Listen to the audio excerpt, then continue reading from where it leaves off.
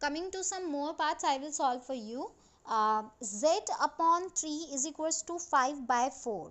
ठीक है, अब यहाँ पे फिर से वही सेम चीज़ है, अपॉन 3 है यहाँ पे, तो z अपॉन 3 का क्या मतलब हुआ कि z जो है वो 3 से डिवाइड हो रहा है। तो अब मुझे z को सेपरेट करना है। z को सेपरेट करने का मीनिंग है कि मुझे इस 3 को यहाँ से हटाना पड़ेगा। और 3 को कैसे हटाएंगे, क्योंकि ये डिवाइड है तो हमें ऑपोजिट ऑपरेशन यानी कि मल्टीप्लिकेशन करना पड़ेगा। So what I will do, multiplying both sides by 3। ठीक है, तो ये मैंने कर दिया। अब हम आते हैं नेक्स्ट चीज़ पर। यहाँ पे हमसे बोला गया है अब मैंने मल्टीप्लाई करा दोनों साइड्स, तो यहाँ पे जब मैं मल्टीप्लाई करूँगी तो वही सेम चीज़ है, क्योंकि मल्टीप्लाई है, एक 3 डिनोमिनेटर में है, एक 3 न्यूमरेटर में है, तो मैं 3 से 3 को कट कर सकती हूँ, कैंसिल आउट हो जाएगा। सो यहाँ पे लेफ्ट हैंड साइड पे मेरे पास सिर्फ z बच गया।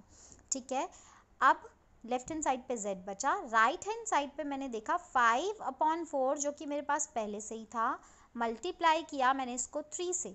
ठीक है, क्या यहाँ पे 3 या 5 में से कोई भी, ये दोनों न्यूमरेटर हैं, क्या डिनोमिनेटर और न्यूमरेटर में कुछ सिमिलैरिटी है, कोई कॉमन फैक्टर है? नहीं है।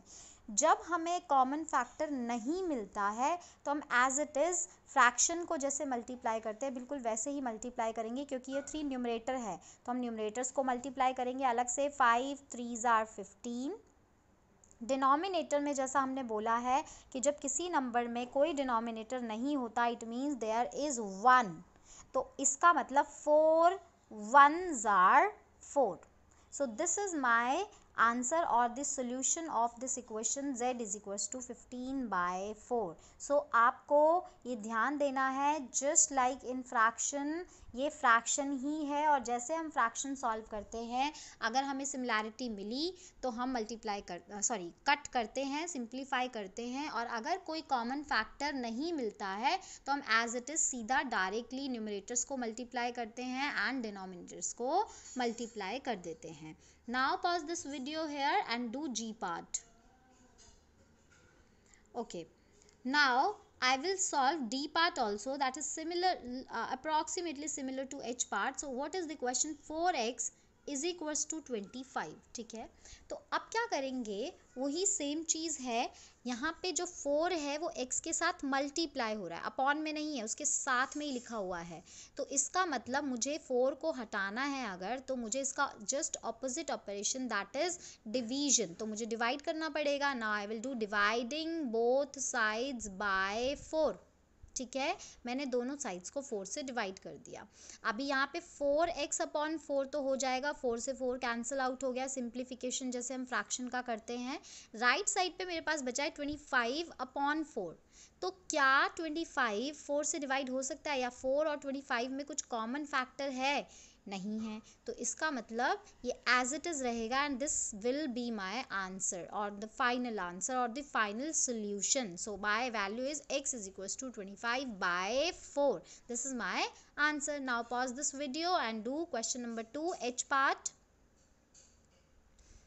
Coming to question number 3। Question number 3 में भी बिल्कुल सेम ही स्टेटमेंट थी कि आपको क्या करना था। सबसे पहले तो स्टेप्स लिखोगे वेरिएबल को सेपरेट करने के और फिर आप सॉल्व करोगे। अब यहाँ पे अगर ध्यान से नोटिस करा होगा आपने क्वेश्चन नंबर 3 में, तो आपको क्या मिल रहा है, दो ऑपरेशंस मिल रहे हैं, माइनस भी है और मल्टीप्लाई भी है। ठीक है, अब एक चीज़ जो बच्चे बहुत गड़बड़ करते हैं वो आपको बहुत ध्यान से नोटिस करना है। जब भी आपके पास माइनस भी हो मल्टीप्लाई भी हो, तो सबसे पहला काम आपका होता है, इस माइनस या प्लस भी हो सकता था, यहाँ पे ज़रूरी नहीं है माइनस ही हो, प्लस भी हो सकता था। ये जो प्लस या माइनस वाला नंबर होता है आपको सबसे पहले उसको हटाना होता है यहाँ से।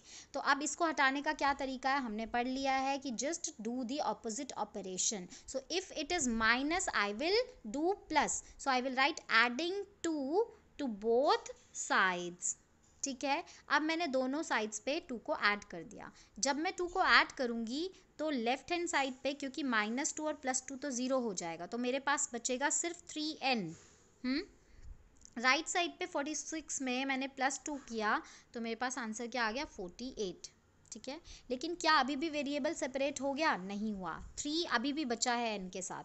अब ये जो 3 है वो क्या हो रहा है, मल्टीप्लाई हो रहा है n के साथ। Again to separate this n, या मुझे इस 3 को यहाँ से हटाने के लिए क्या करना पड़ेगा, इसका ऑपोजिट ऑपरेशन करना पड़ेगा, क्योंकि ये मल्टीप्लाई है तो मुझे डिवाइड करना पड़ेगा. Now I will do the division. So I will right dividing both sides by 3. ये स्टेप्स आपको लिखने कंपलसरी हैं, बिकॉज आपको क्वेश्चन में मेंशन है कि आपको सबसे पहले स्टेप लिखने हैं, तो आप ये स्टेप ज़रूर लिखोगे. ठीक है, ये स्किप नहीं करोगे. नाउ अब मैंने क्या किया, लेफ्ट हैंड साइड पे 3n/3 हो गया. ठीक है, और दूसरी चीज़ राइट साइड पे 48/3 हो गया. ठीक है, अब लेफ्ट साइड पे 3 से 3 तो कट गया, बचा क्या, सिर्फ n. और राइट साइड पे जब मैंने 48 को डिवाइड किया 3 से, सो आई गॉट 16. सो इसका मतलब my final solution is n is equals to 16. So this is my answer. So now you will pause this video here and do question number 3b part. Let's solve one more part for you. Question number 3 का c part I am solving and then you will solve d part. ठीक है, question is 20p/3 is equals to 40. ठीक है, अब यहाँ पे भी फिर से वही सेम चीज़ है कि 20 मल्टीप्लाई हो रहा है p के साथ, वाइल जो 3 है वो डिवाइड हो रहा है p के साथ. ठीक है, इसका मतलब दो दो ऑपरेशंस हैं, तो फिर से वही सेम चीज़ है. दो नंबर्स को हटाने के लिए हमें दो स्टेप्स करने पड़ेंगे. सबसे पहले एक और चीज़ हमेशा ध्यान रखना है, यहाँ पे भी हम सबसे पहले ये जो डिनोमिनेटर है इसको हटाने की कोशिश करते हैं. ठीक है, अब डिनोमिनेटर हटेगा कैसे, क्योंकि ये डिवाइड है, डिनोमिनेटर का मीन्स ये डिवाइड कर रहा है, तो इसका अपोजिट ऑपरेशन करेंगे, that means we will do the multiplication. तो अब हम क्या करेंगे, मल्टीप्लाइंग बोथ साइड्स बाय 3. ठीक है, तो मैंने बोथ साइड्स को 3 से मल्टीप्लाई कर दिया. तो अगर मैं लेफ़्ट साइड पे करती हूँ तो नीचे डिनोमिनेटर का 3 एंड न्यूमरेटर का 3 दोनों आपस में कट जाएंगे, क्योंकि दोनों एक दूसरे के टेबल में आते हैं. 3 1 ज़ा 3, 3 1 ज़ा 3. एंड राइट साइड पे 40 को मल्टीप्लाई करेंगे 3 से, so what I will get 120. ठीक है, अब आते हैं हम नेक्स्ट चीज़, यहाँ पे 20p है. 20p का मतलब ये जो 20 है वो p के साथ मल्टीप्लाई हो रहा है. अभी p सेपरेट नहीं हुआ है, तो मुझे इस 20 को भी हटाना पड़ेगा, क्योंकि ये मल्टीप्लिकेशन है. तो इस 20 को यहाँ से हटाने के लिए या फिर p को सेपरेट करने के लिए हमें इस मल्टीप्लिकेशन का opposite operation, that means division करना पड़ेगा. So I will write this step, dividing both sides by 20. This step is compulsory to write. ठीक है, अब नेक्स्ट आएगा यहाँ पे 20p/20. मैंने लेफ़्ट साइड पे भी 20 से डिवाइड किया है और राइट साइड पे भी मैंने 20 से डिवाइड कर दिया. लेफ़्ट साइड पे 20 से 20 कैंसिल आउट हो गया है और राइट साइड पे 120/20 क्या हो जाएगा, 0 से 0 कैंसिल आउट हुआ, ऊपर था 12 नीचे था 2. व्हाट आई कैन डू, 2 6 12 होता है, so I will cut this 12/2, that means 6. ये सिंप्लीफिकेशन आपको अच्छे से आता है. नाउ अब लेफ्ट साइड पे मेरे पास सिर्फ p बच गया है एंड राइट साइड पे मेरे पास बच गया है 6. So this is my final solution of 20p/3 is equals to 40, that means p is equals to 6.